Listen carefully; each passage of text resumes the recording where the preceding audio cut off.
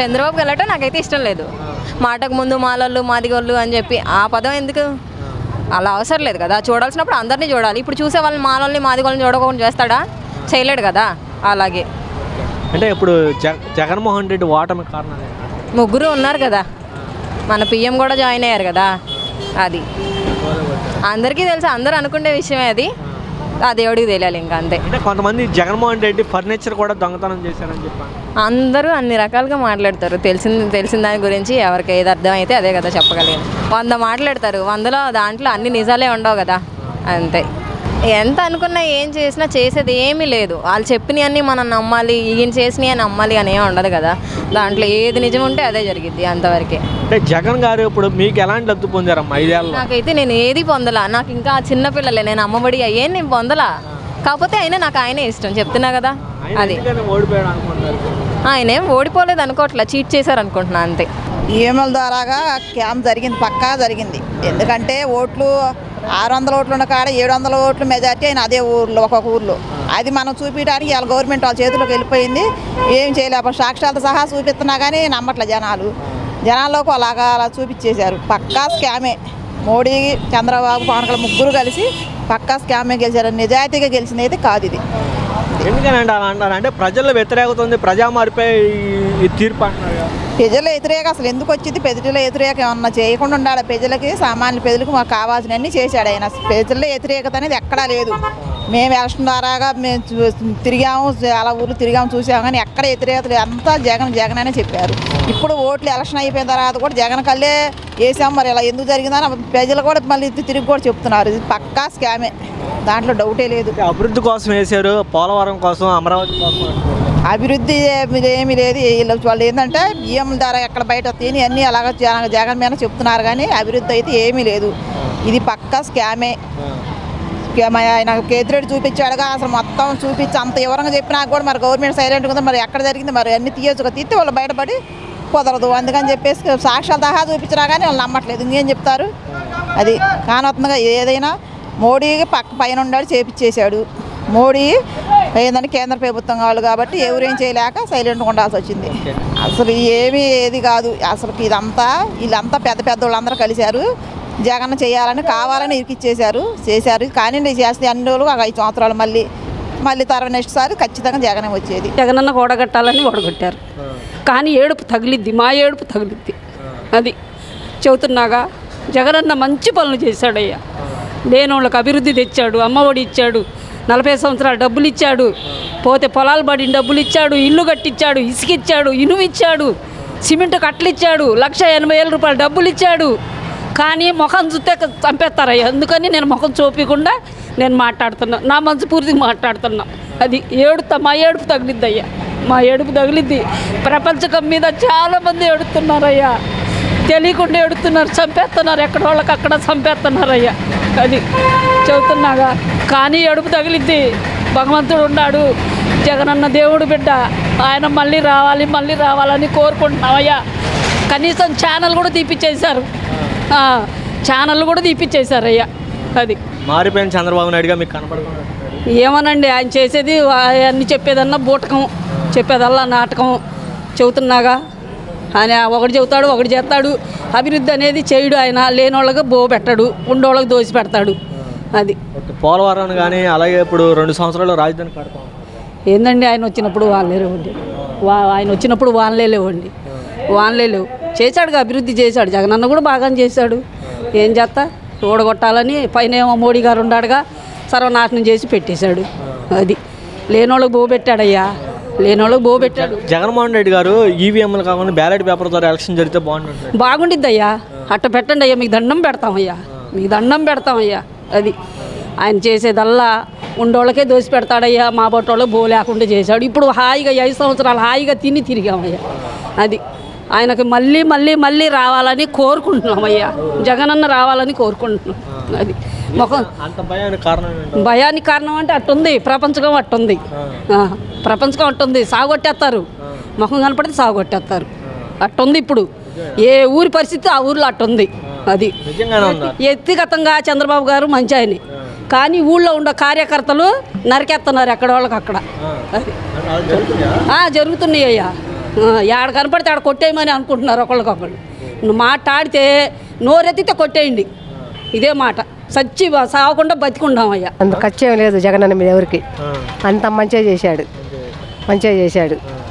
ఆ గొడవ వలన జరిగింది అది. అంటే నేనే గెలుస్తా అని చెప్పుకున్నారు కదా, నేను ఎలా స్థలాలు ఇచ్చాను, సంక్షేమ పథకాలు, ఇంటి కాదంట్లా అన్నయ్య గెలుస్తా అన్నారు. కానీ ఇంకోటి కూడా మోడీ వీళ్ళు కిరికిరి చేశారు. అది మన కాలాన్ని చేశారు. జనం మాత్రం ఇటు పట్టేశారు కానీ వీళ్ళ మధ్యలో కాలం చేశారు. అది గెలిచేవాడే కానీ వీళ్ళ కాలం కుట్రా చేశారు.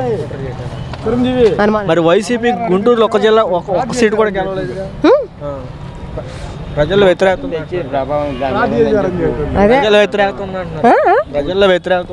లేదు ఏం లేదు.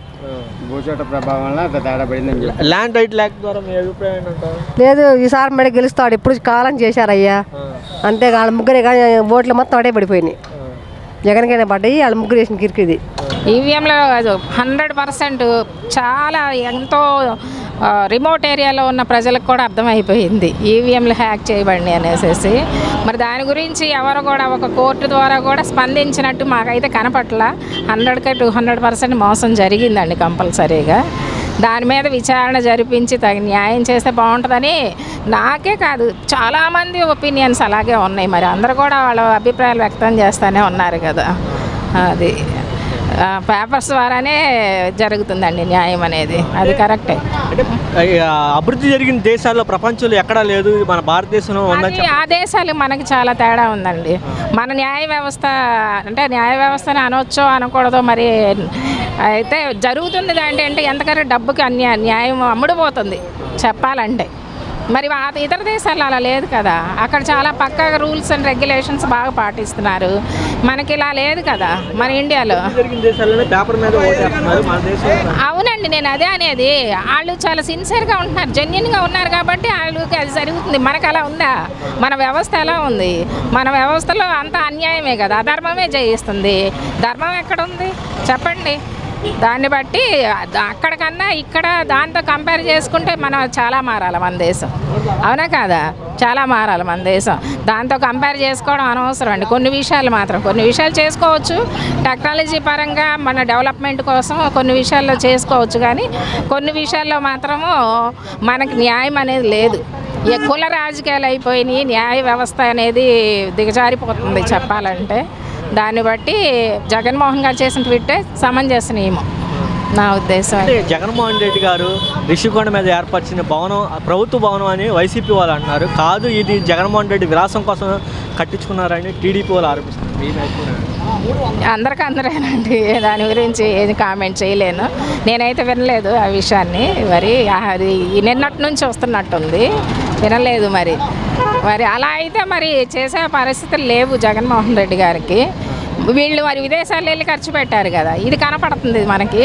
వాళ్ళు విదేశాలు వెళ్ళి మరి లోకేష్ ఫుడ్ ఖర్చులకి వాటి అన్నిటికీ కోట్లు ఖర్చు పెట్టారు, అది కనపడలేదు, ఇది కనపడుతుంది. దాన్ని బట్టి విమర్శిస్తూ ఉంటారు. దానిదే ఉంది. ఫర్నిచర్ కూడా దొంగతనం చేశారని ఎక్కడ ఫర్నిచర్ దొంగతనం చేశారంట? ఏదండి వాళ్ళకి నచ్చినట్టుగా ఇప్పుడు వాళ్ళ ప్రభుత్వం వచ్చింది కదా, ఇష్టానుసారంగా ఆరోపణలు చేస్తారు. దానిదే ఉంది. అంటే నేను ఏ పార్టీకి సంబంధించి కాదండి, న్యాయంగానే మాట్లాడతాను.